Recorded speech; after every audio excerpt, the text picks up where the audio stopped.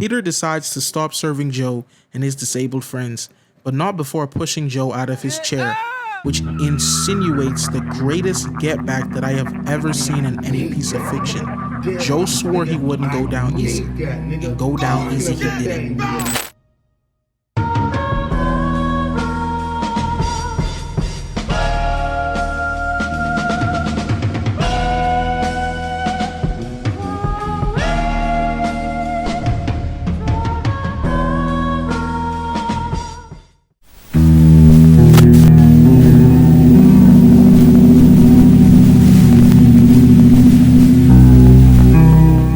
Joe Swanson, a supposed human being who, while being disabled, possesses inhuman reaction speeds, only seen in the likes of super soldier Steve Rogers and, you know, the black one too.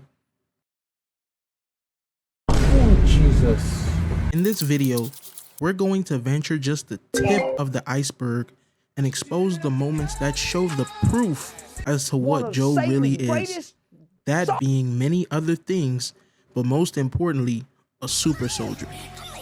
Hey there to my people, Benyteej here. All credit for background music, clips, and other things can be found in the description. Enjoy the vid.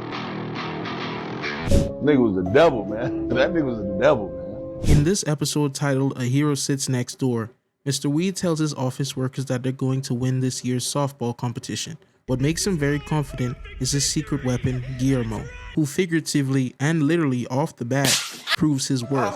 While at practice, due to an extra calling out, Peter decides to pitch the ball to Guillermo. Peter sees Guillermo and, like Scott McCall in Teen Wolf, abuses his superior strength, cause hey, responsibility overrated, and destroys that man's kneecaps. Mr. Weed tells Peter to find a replacement or else he's fired. You're done. The first time we see Joe, he's somehow reversing a car while being a disabled man. We don't see him in a wheelchair yet, but off the bat, we already see he ain't human. Peter decides to enlist Joe as the replacement for Guillermo after finding out and seeing for himself that Joe was in fact official about his softball craft. Yeah, boy. Peter finds out on game day that Joe is disabled. Most people would accept and pray, but Peter ain't most people. Off the bat, starts riding Mr. Weed to not fire him. What does Lois see in this man? Joe proves himself to be of a higher breed, cause what he doing ain't human. Bro just drifted in a wheelchair on grass while catching a ball and perfectly throwing it. Had Stewie thinking he was a cyborg. While extreme, ain't out of the realm of possibility, cause this should be impossible. Disabled, able, enabled, labeled. Tonight's the night. Don't matter. Don't work. Bro might as well have been in a Fast and Furious movie after the 6th installment. Forget niggas in Paris. How about disabled in space? R.I.P. Kanye, and may he change one day. Kanye, she put her fingers up your booty. So the game continues, and it's up to Joe to put the final nail in the coffin. And bro does not miss.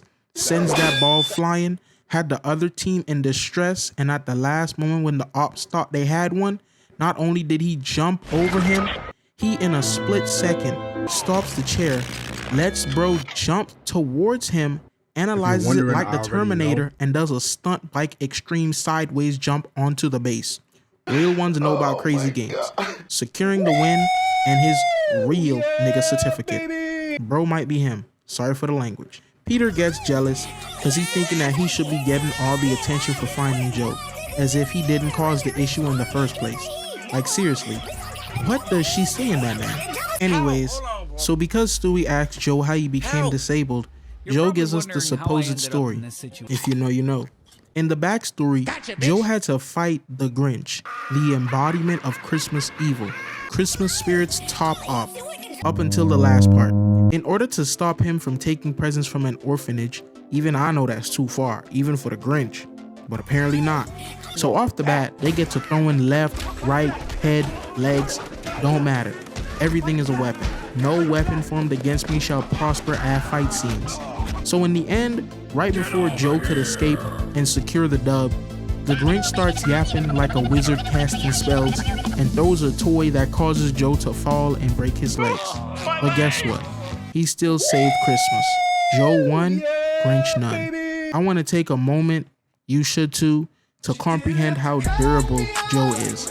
Like bro, the Grinch was riding in damn near sub-zero level temperatures, pulling this, and Joe out here eating his punches like fruitcakes. Like come on man, he's different.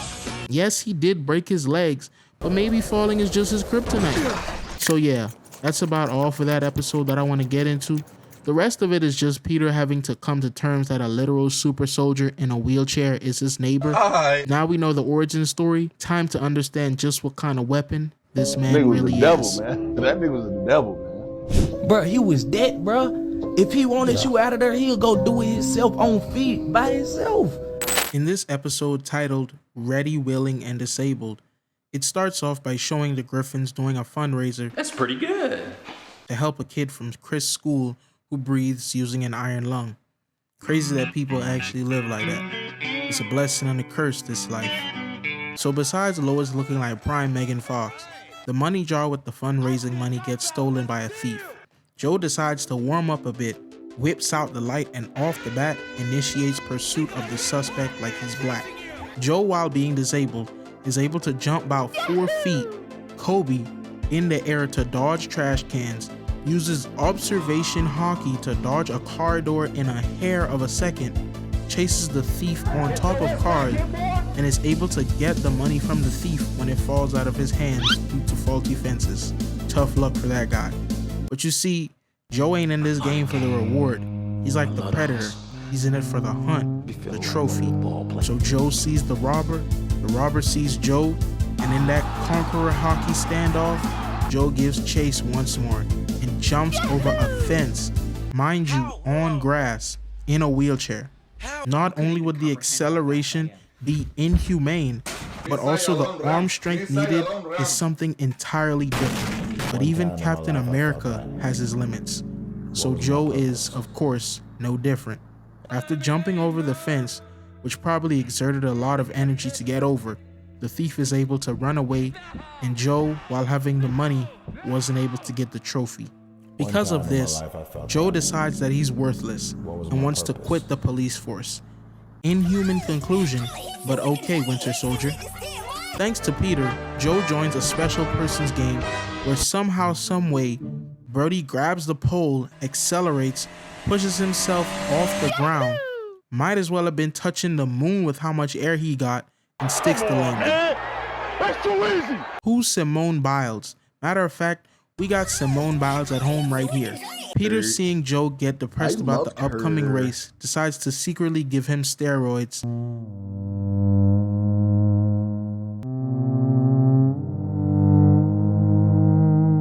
Like Yoda. What does she see in him? So Joe takes the sip of beat up water and is able to burst off with intense amounts of aggression and speed. But that's not the part I want to focus on. I want to focus on the fact that Joe didn't get addicted to steroids. Like he really could have ended up looking like he bought weed from the gas station, bro. But his superior bloodline brushed that off like it was nothing. If others are built like the average American household, then Joe was built like the Roman Empire.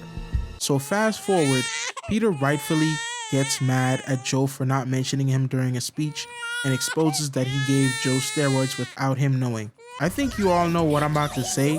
What does this woman see in this man? So Joe gets obviously depressed, but learns to move on from his loss.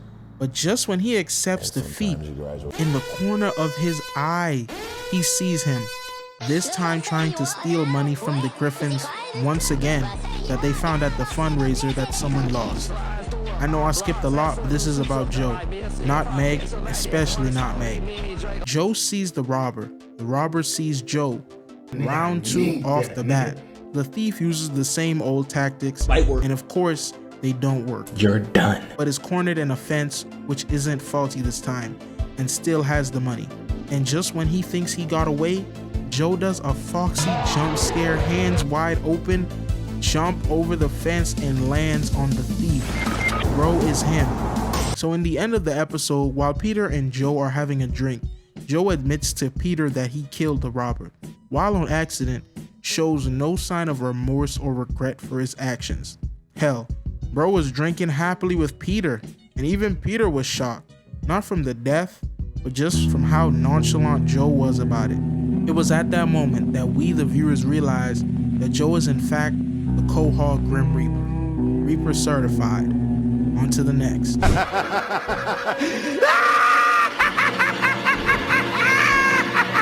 In this episode titled, Breaking Out is Hard to Do, Lois, for some reason that isn't even explained in the episode really, decides to use stealing as a way to feel alive. But Brian, being the audience's eyes and ears, tells Lois what we're all thinking. Lady, you're pushing 40, stop stealing car parts and wake up. While Lois is trying to put all the stolen objects back, she's caught by Joe, who off the bat didn't care that she was his friend's wife. The mission comes first. So Lois, like any reasonable adult, goes on the run. Cause you already know, ain't nobody trying to get shipped to El Salvador. But Joe grabs a water hose and turns on his Sharingan, Mangekyu by the way, and uses it to accurately attach to Lois's car, proceeds to hang on and climb up the rope while his chest is being scraped on the asphalt, which show no sign of being damaged. Then breaks the car window and, I'm sorry to say this, off the bat, starts going full-on Kratos mode on her, not without of course pausing to apologize, and then off the bat continues with the beating, trying to leave her like how Kratos left Poseidon. And so Lois goes to prison, meets her cellmates who have questionable names, escapes prison with Peter and the family, and ends up living in Asian Town. An important piece of information to point out was that Joe wasn't there during the escape. Just when everyone thought they got away and would have to get accustomed to their new life, Joe finds them within the span of a week. Safe to say, the Griffins ain't Michael Schofield. Off the bat, he chases the Griffins on his wheelchair that is pulled like a cart. And quick side note, Chris might also be a super soldier. Future video possibly. Anyways, they jump over a gate and think Joe can't get them. The last guy who thought that is 6 feet under. This time, Joe uses an Apache helicopter to get over the gap. Like, where did this come from? Did he use his Gangsta Vegas vehicle wheel? So the Griffins escape in a sewer, and soon after destroying public property, Joe catches up and tries to get Lois. But the weakness to any wheel is water. So bro hydroplanes his wheel car down the sewer pipeline. The upper body strength and damn near Spider-Man level crawlability allows this man to hang on long enough for Lois to save him. Like any regular person hanging onto a sewer ledge that is gushing out poop water wouldn't even last a second. You'd be dealing with the water pressure, the smell, and the feeling of gushing poop water. In the end, Joe uses his strings to get the judge to just cancel Lois's 3-year prison sentence and forgives them for running away. So not only is this man Joe a confirmed Grim Reaper on the same level as Death the Kid, but also a certified rich man, cause ain't nobody calling back a 3-year prison sentence for free. So that's it for the episode. Joe Swanson is a rich man certified. On to the next. Mr. Take That Risk, I was going live like we won't take that trip. In this episode titled No Meals on Wheels, the first 15 minutes doesn't even have Joe in it, but I'm still gonna refresh your brain, but only by a little bit. Peter, while out shopping with his family, buys a pair of pajamas. While at home, he starts shocking his family. Like literally, boy on that Palpatine timing. So because of this, Lois decides to cut off the source of his power, the carpet, which generates the friction and power Peter needs to electrocute his family. While Quagmire was there, not to cut up a carpet, his words, not mine, they were able to find a really old coin that was able to get them 50 grand. And I can't even get a little 2K, man. It's crazy. Anyways, Peter decides to open up a restaurant with his family, but is on the verge of shutting down because no one wants to visit. I wonder why. So in comes Joe, who we have all been waiting for to help Peter. So bam, now we done with the backstory, time to understand just why Joe was a different type of person. So boom, business is booming thanks to Joe bringing him and his disabled friends business for Peter. But you see, Peter got a problem. he thinks that disabled people aren't cool. Seriously, what makes her smile around this man? Also, that's wrong, kids. Disabled people are cool. The snack that smiles back, goldfish. Peter decides to stop serving Joe and his disabled friends, but not before pushing Joe out of his chair, which insinuates the greatest get back that I have ever seen in any piece of fiction. Joe swore he wouldn't go down easy, and go down easy he didn't. The next day, bright and early, like King Vaughn on an early school day, Joe and his friends roll up like the Roman Empire. No guns, just straight hands and wheels. About 40 deep. Line up the fatty, nigga. Joe gives Peter one last chance, but after Peter taunts him, he says the last thing Peter would hear for a minute. Men, form a Crippletron!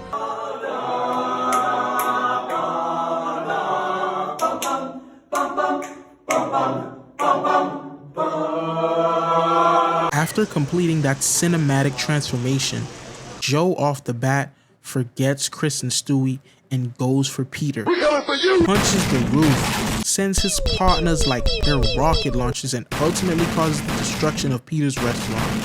He is only stopped due to Stewie turning full-on Ninja Gaiden mode, like I'm talking quick time and Vincent, and all just speed blitzing Crippletron.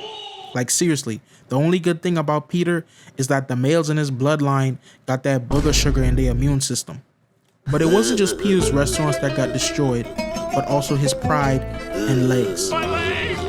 Now we see that Joe will by any means get back for any discretion. He is not to be crossed.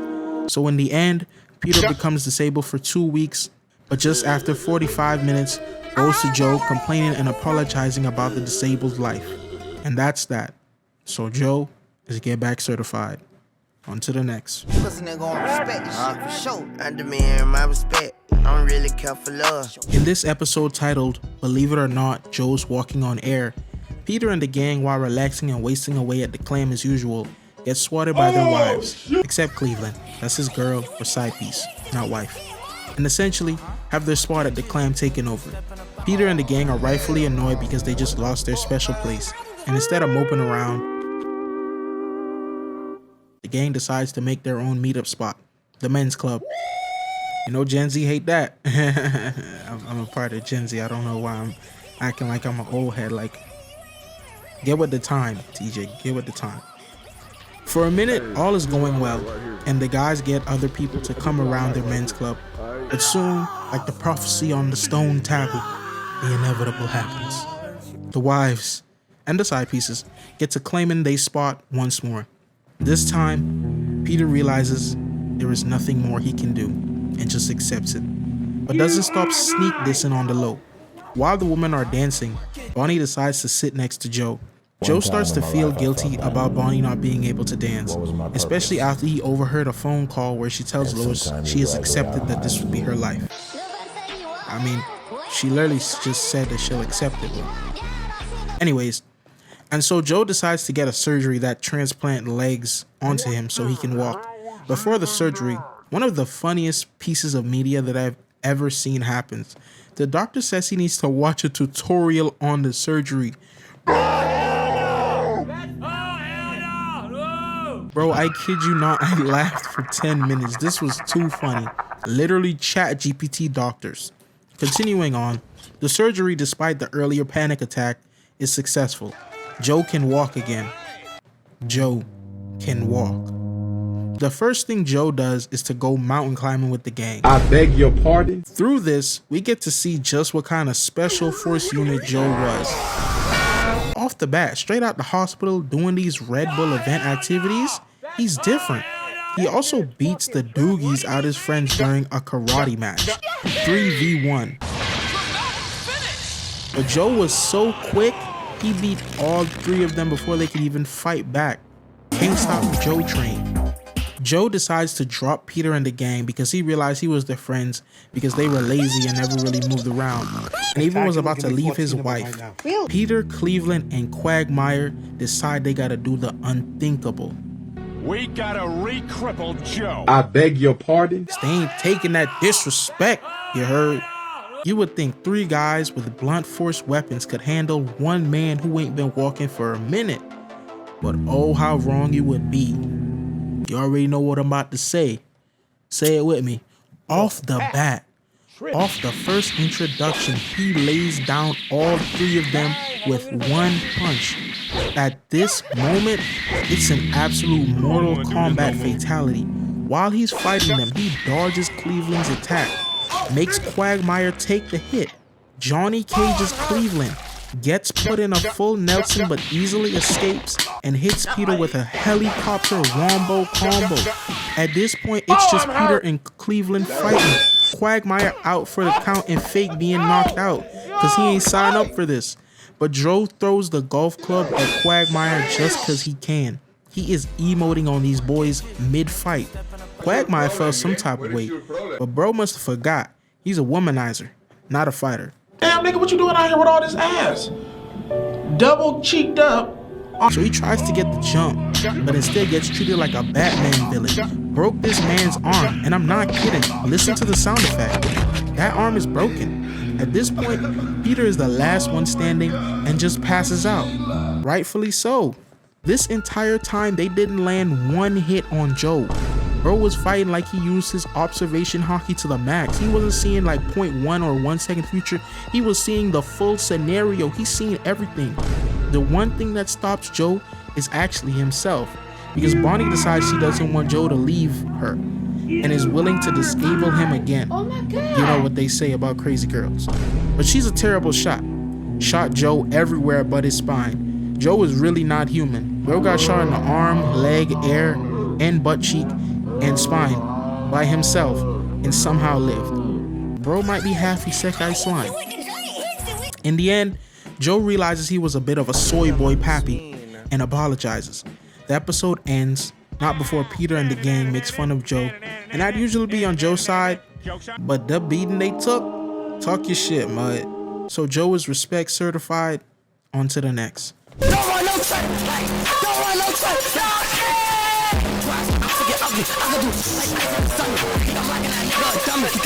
In this episode titled Joe's Revenge, off the bat, no 14-minute nonsense.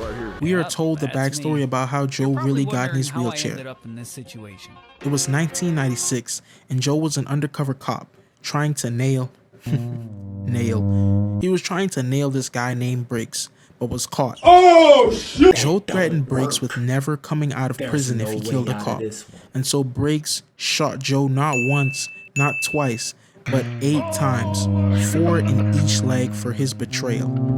For 15 years since that incident, Joe has been unable to walk. By the way, do these boys in Family Guy even age? Bro just had longer hair when he was young. Moving on, during Joe's celebration for Bobby Briggs, that's his full name, being caught, they get hit with news that Joe did not like to hear. Briggs escaped. The next day, Joe tries to get put on the case but is denied by his boss. And so he mopes around and complains about it to Peter and Glenn. But for the first time in forever, since the making of Tyler Perry movies, Peter says something actually valid. That Joe should take matters into his own hands. Cause he ain't no regular soldier. He a super soldier. Quick side note, bro, the Hidden Leaf got nothing on Mayor Adam West. Bro hit as a table and nobody noticed. So Joe leads the gang, excluding Cleveland, because remember, he has his own smash hit TV show, to his evidence room, located in his house. And boy, this room looks like something straight out of the head of a schizophrenic.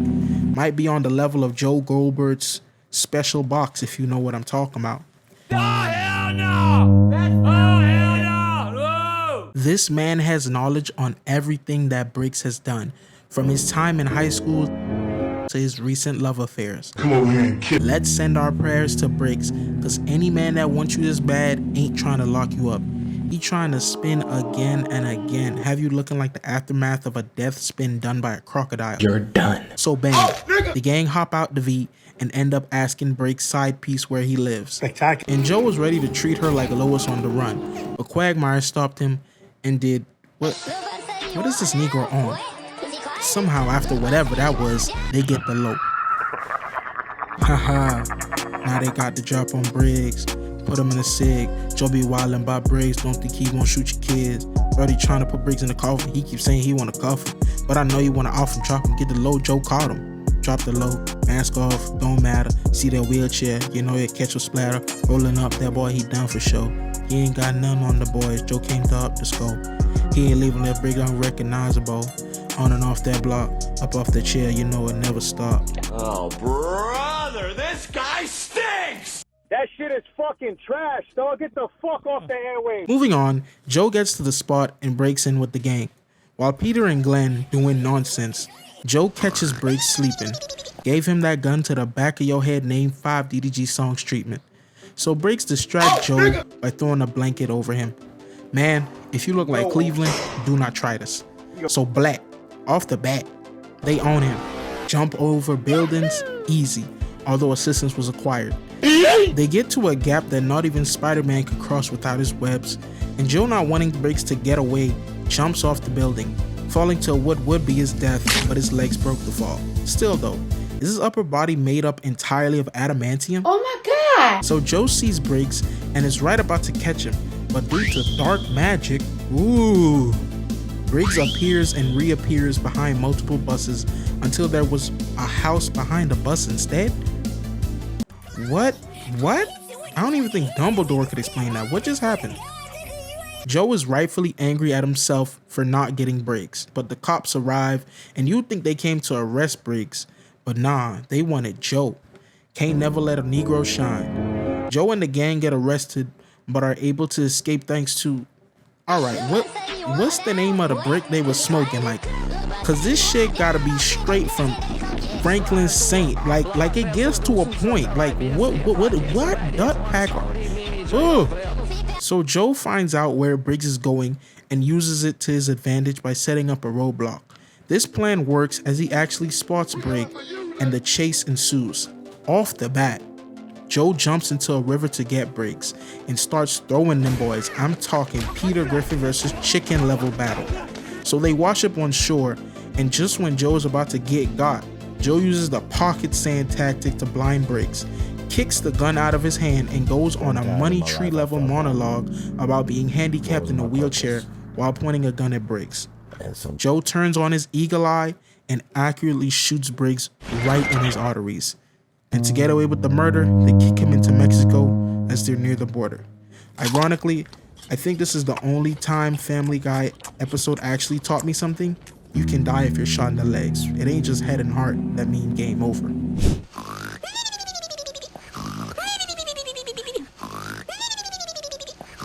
So yeah, besides the episode ending with Joe bleeding from his legs because of the damage sustained going down the river, that's it.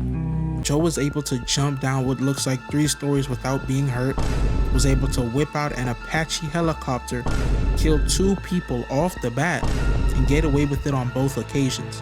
It's confirmed. Our neighborhood soldier boy, straight out of Hydra test tubes, is a super soldier. That's the end of the video.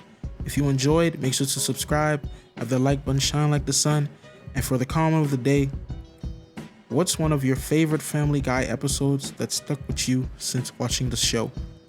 Stay safe, stay blessed, and stay ahead of the rest. See you tomorrow, people. Peace out.